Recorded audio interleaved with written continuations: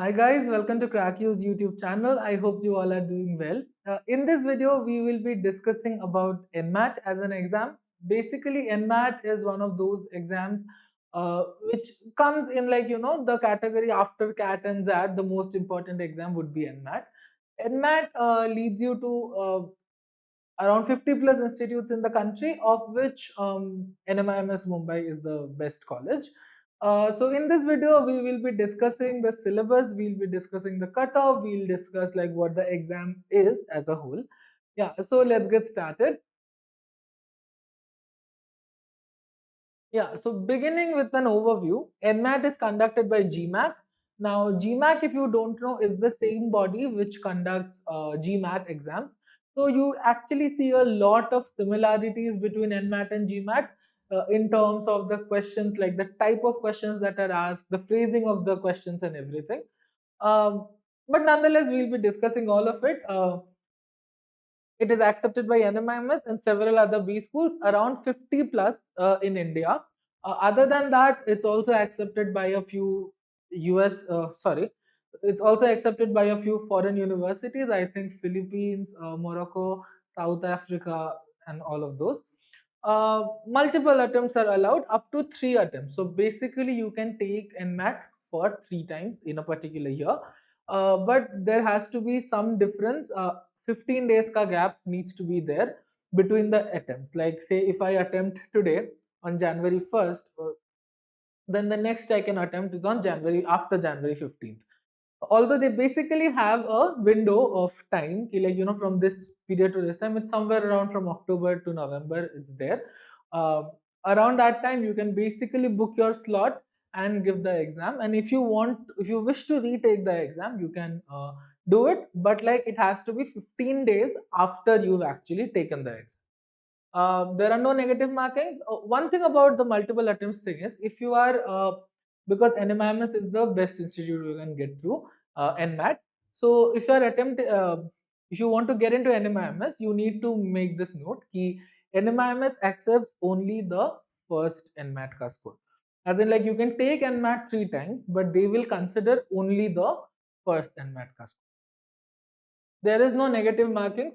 We'll discuss the marking thing because it's an adaptive scoring mechanism. We'll discuss what it means and but the basic idea is, after every question that you solve, the next question, the difficulty of the next question basically depends on the question that you've just solved. So if say I solved a particular question and I got it correct, in that case the next question will be a bit harder than this. If I get it wrong, for instance, then the next question will be easier. So that way it toggles. Section order can be chosen by the candidate. Now, NMAT has 3 sections. One, we have the verbal ability skills, language skills. Then we have quantitative skills, which is basically the quants. And then the third, we have logical reasoning. Now, the flexibility that they offer here is you can select which section you want to appear for first. Like, let's say someone wants to start with the LR section and then do the verbal and then do the quants, they can do that. As opposed to CAT, where it's rigid, like it starts with VRC, then DILR, then quants. In NMAT, the selection of the order of sections is flexible, but you cannot toggle between the sections. As in, like, if I have selected logical reasoning, I'll do first, then I'll have to finish the logical reasoning, and then I can move to the next section which I've selected. The scores are available immediately. That is the great thing about NMAT. Like, the moment you finish your exam, you get your scores, and the official one comes in like around 48 hours, which is sent by GMAC in the mail. That comes around 48 hours. And there is no on-screen calculator, so you need to be good with the calculation stuff, as opposed to CAT, where we actually get an on-screen. In that also we get an on-screen calculator. In NMAT though, we don't have a calculator, so we need to keep that in mind. Now let's look into the sections. So sections, we have language skills, which is basically the verbal part. We have the logical reasoning, and we have the quantitative skills. The good thing to note here is all three of the sections have 36 questions. But the time limits are different. Just say for the 36 questions in verbal, you get 28 minutes. You get 28 minutes. But same for the 36 questions in logical reasoning, you get 40. And for quants, to solve these 36 questions, you get 52 minutes. So essentially, you have to solve a total of 108 questions in 120 minutes. Now, this 120 minutes is fragmented in these three parts. And the scores range from 12 to 120 per section. And so obviously the final score ranges from 36 to 360. Now, how do we arrive at this? That is not very well known because it's an adaptive mock, right? But we will discuss a little bit, like as far as we've understood from the paper as such. But this is basically the split of the sections and the questions and the time limit. We'll discuss the syllabus also in detail. But before that, let's discuss the adaptive test, what it means. Now, adaptive test in basic idea is like no two people will have like, a very same question paper.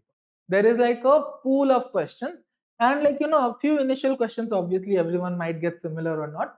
But after that, like every question you answer, you kind of dictate the way the paper moves. As in, if you get a question correct, the next question is going to be somewhat harder. If you get a question wrong, the next question is going to be easier. Now, number of questions correct times the difficulty will determine your final score. Right, so number of questions correct, so out of 36, everyone will get 36 questions only.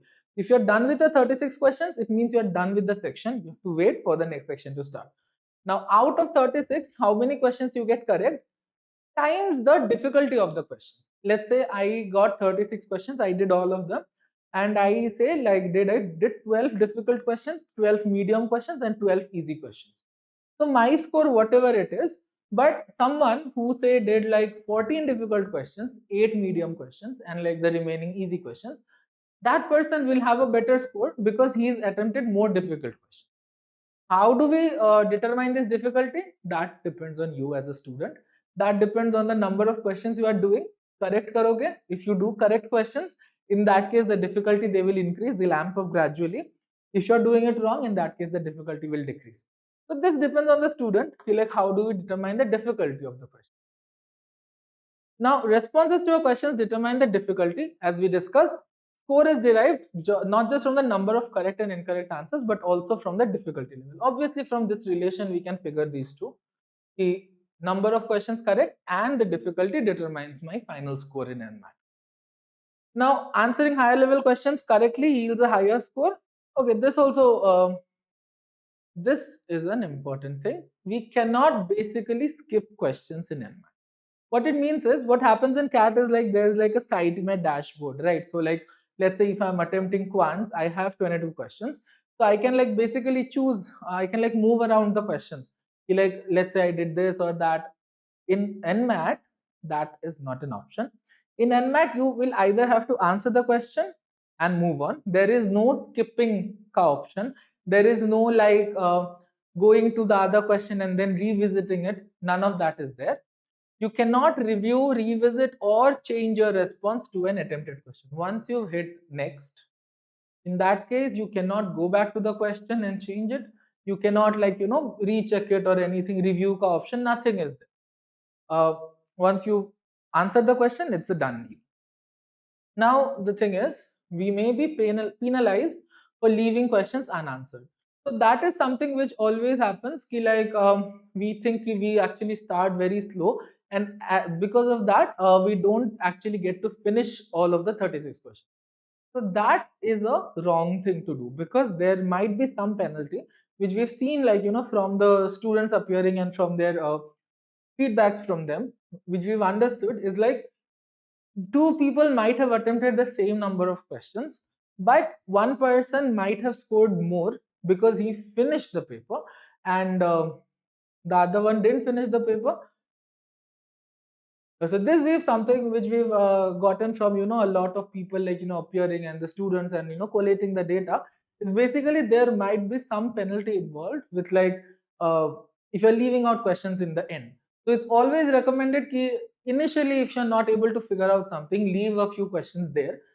Obviously, like by leave I mean like just mark something and move on. instead of not being able to attempt the whole paper. Going too slow, going too fast, or resorting to random guessing can negatively affect your overall score. Obviously, going too slow would mean ki like you're unable to finish the paper. Going too fast might mean ki your accuracy is not that great. So if your accuracy is not that great, there's a chance you are getting even easy questions wrong. That is going to negatively affect your paper. And resorting to random guessing. Obviously, we don't want to get questions wrong. So this is basically what we have understood about the adaptive thing.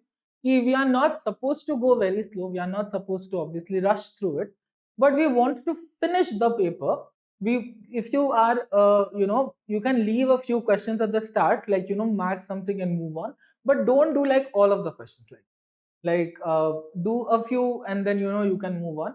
But the goal should always be to try to attempt the whole paper, and the marks are also designed that way. Sorry, the time limits are also designed that way. In verbal you don't really need a lot of time because there's like a lot of grammar and stuff happening, so those questions don't take a lot of time. But in quants, where you can actually get stuck in questions as such, they have allotted the most time there. Next, let's talk about the scores versus percentile. Now, scores versus percentile, obviously the highest score is 360. That's like a perfect score. So a 99 percentile is attained somewhere around 255 to 265. Now, this is from the official NMAT by GMAC site. So around this, if you are scoring, you are getting a 99 percentile.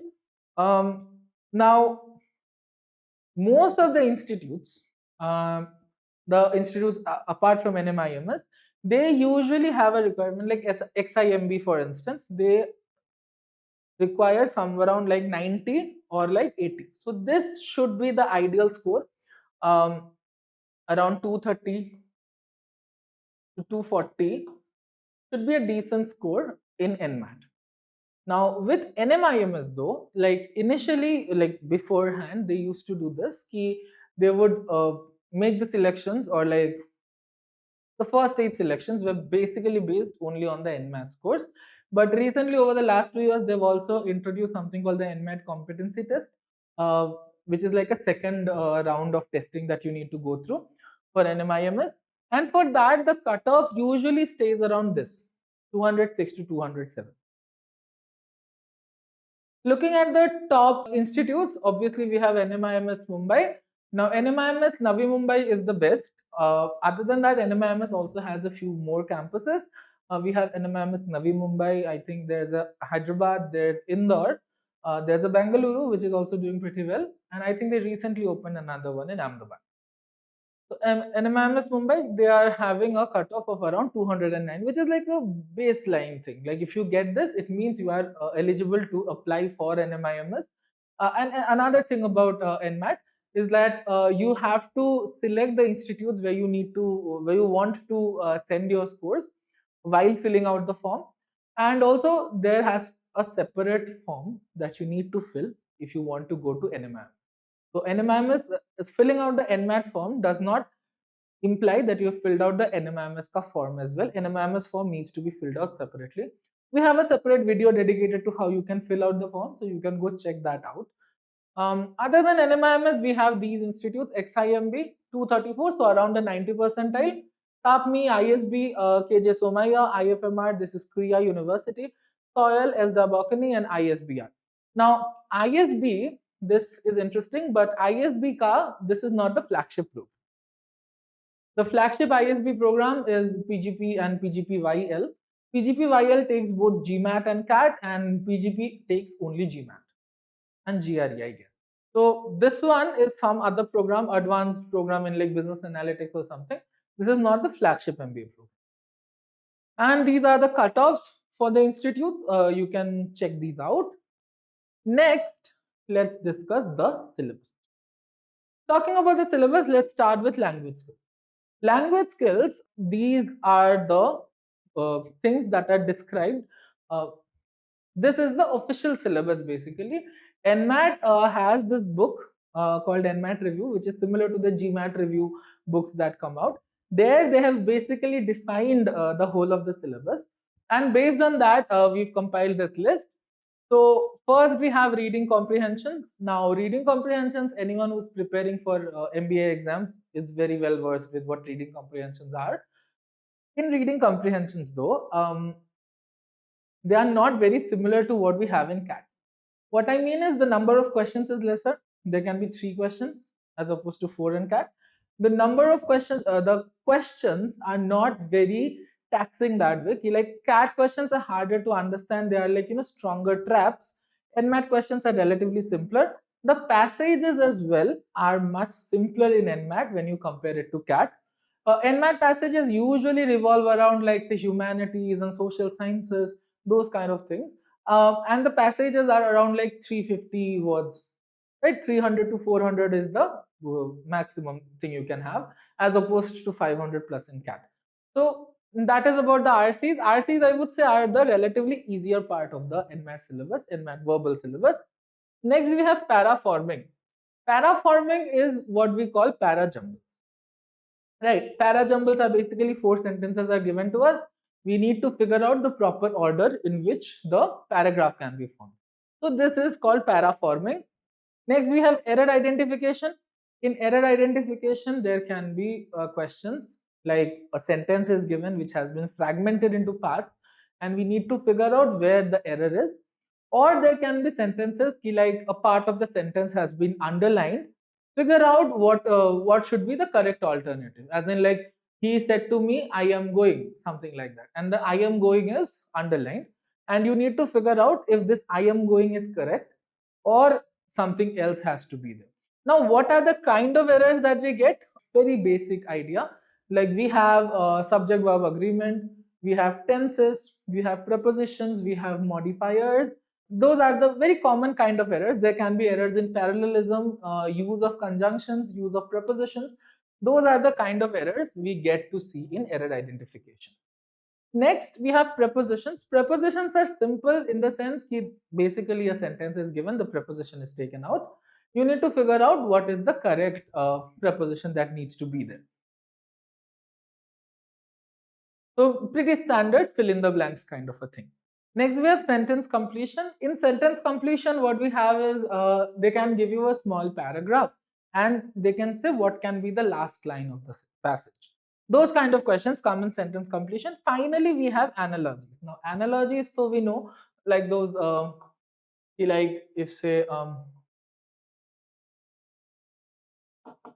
which is to wizard, then analogies are basically something like this. If which is to wizard, then a horse or mare is what? So basically this is the female gender, this is the male gender. So similarly like that, mare is a female horse. So the correct answer should be horse. These kind of things. But analogies in language skills can also be something which are related to synonyms.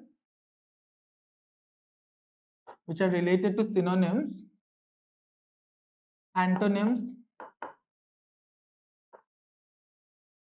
So synonyms and antonyms can be for the analogies part, like they are giving us 2 words and we have to figure out the relation between the words, if they are like synonyms of each other or they are antonyms of each other. So basically analogies can also be a vocab ka test. In error identification, we can also have this one kind of questions where homonyms, as in like words that basically sound similar but are not the same. Just say flower. One is flour, which means like maida and atta, and another can be flower, like phool. So these sound similar. So these kind of errors can also be there in error identification. So basically, in this section, it is except for the sentence completion part. Sentence completion can also have fill in the blanks. Basically, like words are taken out. You need to figure out what is the proper word for this blank. Now, this is basically an amalgamation of vocabulary plus grammar rules.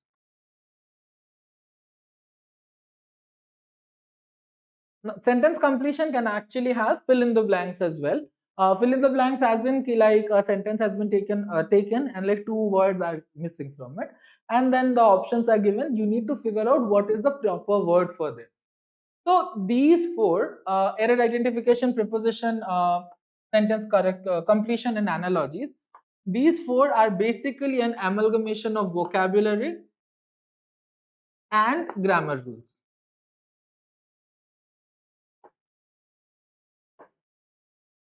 And this two are basically, you can call it to be like the reading comprehension part of things.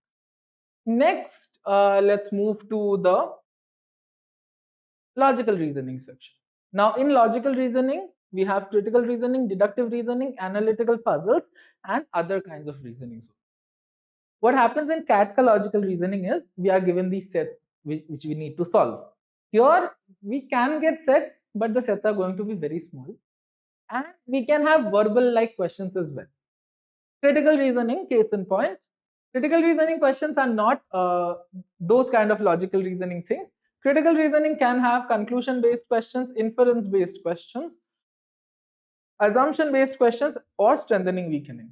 Like conclusion based questions can be something like a small passage is given and then they're telling us which of the conclusions can be logically drawn from it. Similarly, like assumption based questions, a passage is given, what is an assumption that the author is making here, those kind of questions. Then strengthening weakening also, like a small premise is given and then we are given a few arguments. We need to figure out what strengthens the argument, as in like gives support to the argument, or something which weakens the argument, as in like say the main point is given something and the argument is like going against it. In that case, that will be a weakening argument. So those are the kind of things. Critical reasoning is a major part of logical reasoning in NMAT. We have deductive reasoning as well. Deductive reasoning has statement conclusion, statement assumptions, course of action, fact analysis, statement argument. Now, these are, I would say, related to critical reasoning, but a little different. As in, like, what can be logically deducted from. Just a statement conclusion, for instance. We will be given a statement, we will be given two conclusions, and then we'll have options like only statement 1 follows, or only statement 2 follows, or like both of the statements follow. So based on this statement that is given, we have to figure out which of the conclusions can actually be drawn from it. That is like statement conclusion based. The difference is the way in which they are structured. In critical reasoning, we'll basically have a passage, and then the question will be what conclusion can be drawn, and they'll have like 5 options. In deductive reasoning, we'll have a sentence and then we can have say conclusion 1 and conclusion 2. Two conclusions. It can have 3 conclusions as well. So basically, and then they'll ask which conclusion logically follows.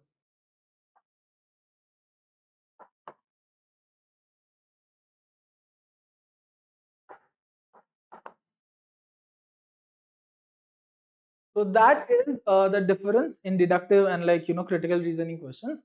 But the crux remains somewhat same. Like we have to understand what is being told, and based on that we have to figure out what we can draw from there or not. Similarly, we have a statement assumption. Which of the assumptions is implicit, which is explicit, which is a strong assumption, which is a weak assumption. Arguments, statement argument, which is a strong argument, which is a weak argument. A strong argument is something which is either giving support, which is like very directly related to the point of discussion. Like a statement is given and then 2 arguments are present.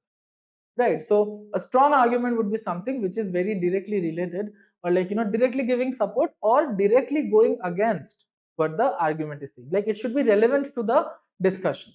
A weak argument is something which is not relevant to the discussion. Next, we also have fact analysis. Like some facts are given, and from these facts, conclusions are there. So basic idea remains same throughout these 2 sections. It is like some piece of information is given to us, and based on that we are asked something that we need to figure out logically, the reasoning portion. Like that we have to reason if this can be drawn or this cannot be drawn, those kind of things. I know these can actually sound a little daunting because if you're someone who's preparing for CAT, you probably would not have prepared for these because these are more of a GMAT kind of a thing. So in that note, I would like to tell you guys ki like we have our SNAP and NMAT course. We have a separate course for NMAT as well, which has been exclusively designed by Siley ma'am. If you don't know, Siley ma'am has been like NMAT topper for like years now. The last year she scored around 330 plus. So yeah, and she has designed it where she has designed all the classes. There are classes for all of these things where you basically learn what these are, how do we attempt these questions, what are the things we need to look for in these questions. So if you're someone who's seriously preparing for NMAT, I would urge you guys to like go check it out. This is good. And also we have mocks. We have adaptive mocks, which are like exactly how NMAT is supposed to be. We try to mimic their style of questions. We try to mimic their difficulty and the adaptive thing as well. And other than that, we also have the study room where it's like, you know, as many questions as you want to practice. We have like 22,000 plus questions in our study room. So do check out our course. The link will be there in the description. Now, getting back to this, the third category of questions in logical reasoning are from analytical puzzles. This is something which we are familiar with. This is something which includes analytical puzzles and input output. Analytical puzzles can include stuff like arrangements. They can include stuff like, you know, these kind of like a figure is made and like 4 numbers are given, 3 of them are given, the 4th one is a question mark. So you need to figure out what is the relation here, and based on that you figure out what that number is, those kind of things. And then we have input output. Input output is basically like a string is given. The string can have letters and numbers. So a string of things is given, and a lot of subsequent steps are given, and in each of the subsequent steps there is some change that is happening, either like the letters are rearranged or like say something else is happening. So basically what we need to do in input output questions is figure out what is the transformation that's happening in each of them, and once we figure that out, the final goal is to write the final output that is there. Next, we have other reasonings also. Other reasonings can be missing value in figures.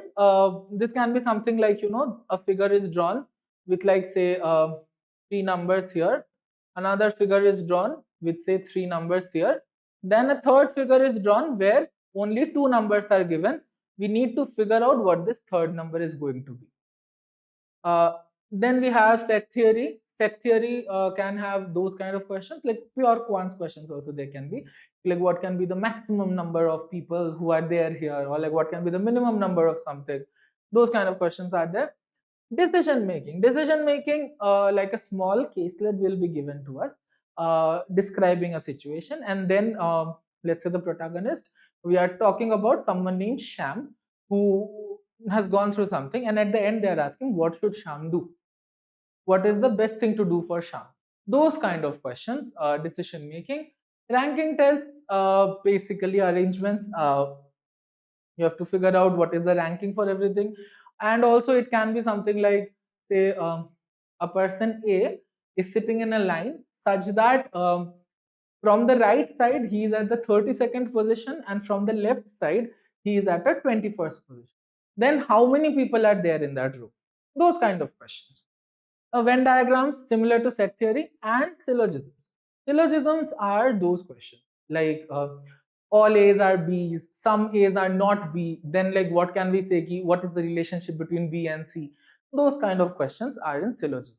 So this is the logical reasoning part. I would say these are the areas where people need to focus most, because this is relatively new. No other exam except for that. That has like a lot of critical reasoning. CAT does not. Right. So that and NMAT, they have critical reasoning. So if you're someone who's preparing for NMAT, I would say we need to focus on this area, because a chunk of questions actually comes from this area. And these, if you are someone who's preparing for CAT as well, then these actually are easy. If you're someone who's not preparing for CAT, in that case also these questions, these the second two parts, they don't require a lot of effort.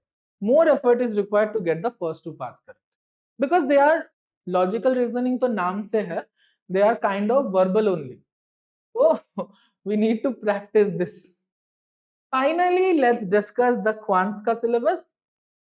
Now, in the Quant's syllabus, we have number properties, arithmetic, algebra, data sufficiency, and data interpretation. Now, NMAT does not have geometry, which is a good thing because GMAT also doesn't have geometry. Number properties may we have divisibility, factors and multiples, HCF and LCM, and they have also included logarithms. Now, this is basically the exact blueprint that they have given in the NMAT review book. So there they have classified logarithms in number properties, so we are putting it here only. Otherwise, we would have had a separate section called modern math. They don't have that, so we've not put that here. In number properties, we have divisibility, like how numbers are divided and all that. This can also include remainder theorems. We have factors and multiples, sum of the factors, product of the factors, greatest power of a factor in a number, those kind of things. HCFs and LCMs and logarithms. Next, we have arithmetic, which is like the more important section in my opinion, because in arithmetic, if you ask anyone who's taken NMAT, you will see that more number of questions actually come from arithmetic. So this becomes the more important section in terms of weightage, although there is no defined weightage as such. I mean, like if I have given the exam, I might get say 6 arithmetic questions, but someone else might have gotten 9. So there is no fixed weightage as such. But when we take a general consensus, we have seen that more questions actually come from arithmetic. So arithmetic becomes important. Arithmetic may we have percentages, profit and loss, discounts. We have ratio and proportion. We have averages. We have simple and compound interest, time and work, and partnerships. We do not have time, speed, and distance in arithmetic. The thing to note here is whenever we are discussing arithmetic, time, speed, and distance is like an automatic thing. But in the review, they have not mentioned time, speed, and distance. They have not given TSD problems in the questions as well. So practice questions as well. So, and because they've not given that in the book, we can say they are not going to ask that as well. So NMAT arithmetic does not have TSD. These are the other things. Partnerships might be something which we need to work for. Next, talking about algebra. Algebra has equations, inequalities. Equations can be linear, quadratic. Special equations do not really come as much, but simple linear and quadratic equations are. Inequalities, sequences and series like progressions, arithmetic progression, geometric progression, may be a little bit of special progressions, but no harmonic progressions or like telescopic series and all that. No, not a lot of difficult questions come from sequences and series. And we have PNC and probability. Again, like logarithms, PNC, probability, we probably would have clubbed that together as modern math. And if we did, that would be a good thing basically, because a lot of questions come from this. Like if I wrote something like modern math,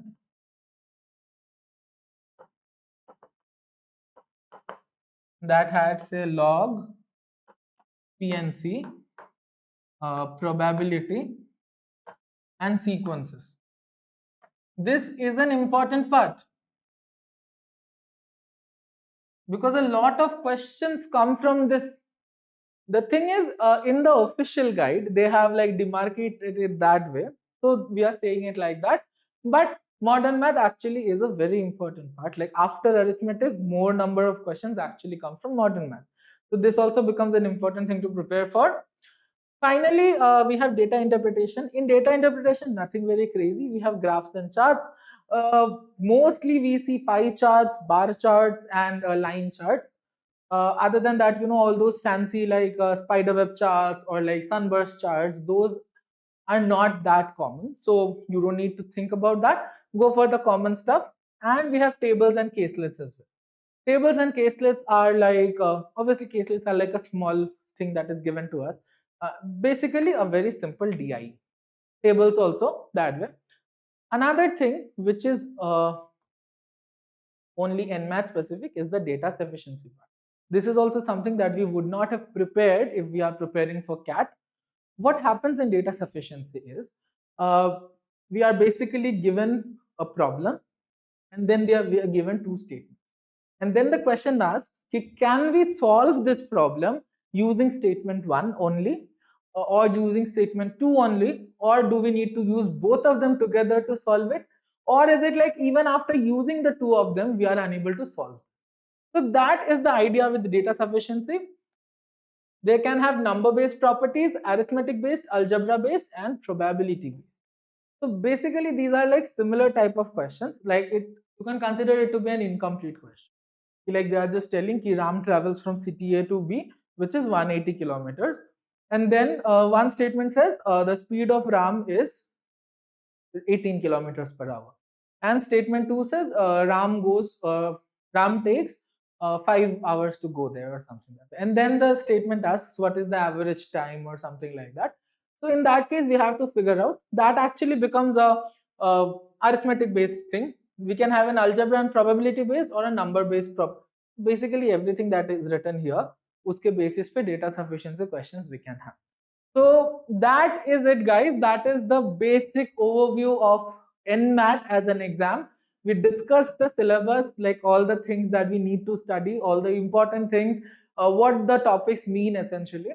If you guys have any other doubts about anything discussed here, please let us know in the chats.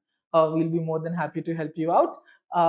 And also, if you are a serious NMAT aspirant, then I would urge you to go check out our NMAT plus SNAPCA course. And if you're someone who is like a serious NMAT aspirant, then I would urge you to go check out our NMAT course.